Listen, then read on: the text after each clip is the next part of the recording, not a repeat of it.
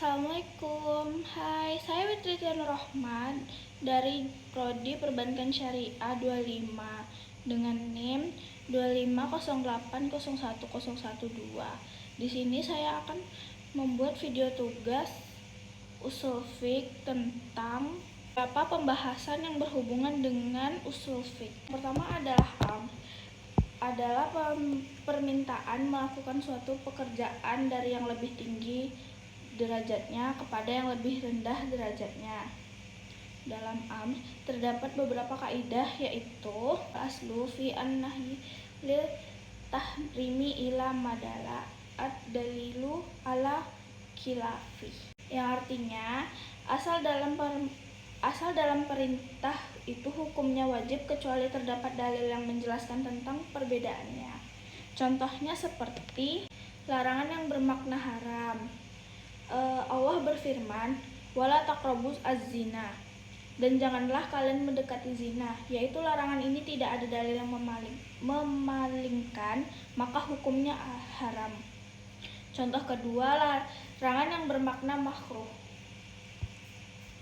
Rasulullah bersabda, la yamna ahadukum jaharu an yakzira kasyabotan fi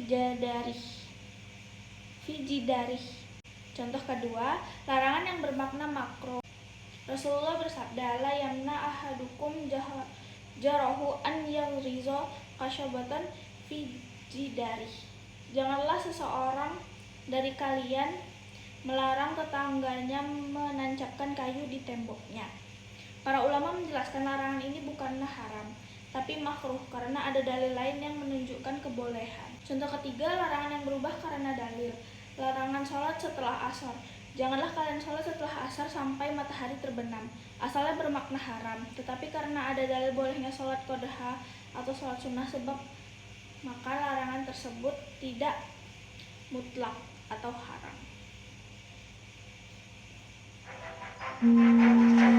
Kesimpulannya, al-aslu fi an-nahyi li tahrim, atau setiap larangan adalah haram atau kecuali ada dalil yang memalingkan maknanya. Selanjutnya ada al-aslu fi al-amri la yataqdi al-fam. Artinya, asal dalam perintah itu tidak mesti harus segera atau spontan. Artinya ketika ada perintah syariat tidak otomatis wajib dilakukan saat itu juga, kecuali ada dalil yang menunjukkan harus segera. Penjelasan singkatnya, yang dituntut dari perintah adalah terlaksana perbuatan, bukan keharusan, langsung di awal waktu. Selama perintah itu masih bisa dikerjakan dalam waktu yang diperbolehkan, maka tidak berdosa jika ditunda. Kecuali jika ada dalil khusus yang menunjukkan harus segera, atau jika menunda disebabkan perintah tidak terlaksanakan. Contohnya dalam kehidupan, yang pertama adalah perintah sholat. Allah memerintahkan sholat, aqimu as-sholah, dirikanlah sholat. Perintah ini tidak berarti harus sholat tepat di awal waktu, tapi boleh dikerjakan selama masih dalam waktunya. Misalnya waktu zuhur pukul 12 sampai 15, sholat pukul 2 tetap sah dan tidak berdosa. Contoh kedua, perintah haji. Allah berfirman, walillahi ala an-nasi hijjul baiti. Mengerjakan haji adalah kewajiban manusia terhadap Allah. Tidak wajib langsung haji tahun itu juga, tapi boleh ditunda selama belum mampu atau belum ada kesempatan. Ketiga adalah membayar hutang. Jika seorang diperintah, bayarlah hutangmu. Tidak otomatis harus detik itu juga, selama masih dalam waktu yang disepakati dan tidak melanggar perjanjian. Kesimpulannya, al-aslu fi al-amri la yataqdi al-fard. Perintah tidak menuntut harus segera, yang penting perintah tersebut terlaksana. Selanjutnya ada al-amru bi syai'i amrun bi wasailih. Artinya, memerintahkan sesuatu berarti juga memerintahkan sarana atau perantara untuk melaksanakannya.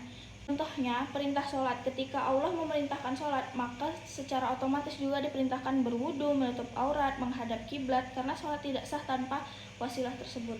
Kedua, perintah berhaji. Perintah haji juga mencakup menyiapkan bekal, perjalanan menuju Makkah, memenuhi syarat dan rukun haji. Yang ketiga, perintah menuntut ilmu. Perintah menuntut ilmu mencakup membaca buku, menghadiri majelis ilmu, belajar kepada guru. Selanjutnya, ada pembahasan kedua, menerangkan tentang nahi. Nahi adalah perintah meninggalkan pekerjaan dari yang lebih tinggi derajatnya kepada yang lebih rendah derajatnya. Dalam nahi terdapat beberapa kaidah, yaitu an-nahyu ani asya amrun bididdih. Melarang sesuatu berarti juga memerintahkan kebalikannya. Singkatnya, jika syariat melarang sesuatu perbuatan, maka secara tidak langsung memerintahkannya perbuatan yang berlawanan dengannya. Larangan tidak sama dengan kosong, tetapi selalu mengarah kepada sikap positif yang diperintahkan. Contohnya ada larangan berkata buruk. Allah berfirman, "Wala taqulu linnasi illa husna," dan janganlah kalian berkata buruk kepada manusia. Larangan berkata buruk sama dengan perintah berkata baik. Contoh selanjutnya, larangan memakan harta dengan cara batil. Allah berfirman, "Wala taqulu amwalakum bainakum bil batil." Janganlah kalian memakan harta sesama kalian dengan cara yang batil. Larangan mengambil harta secara batil dan perintah mencari harta dengan cara yang halal. Contoh selanjutnya, larangan membuat kerusakan. Allah berfirman, "Wala tufsidu fil ard."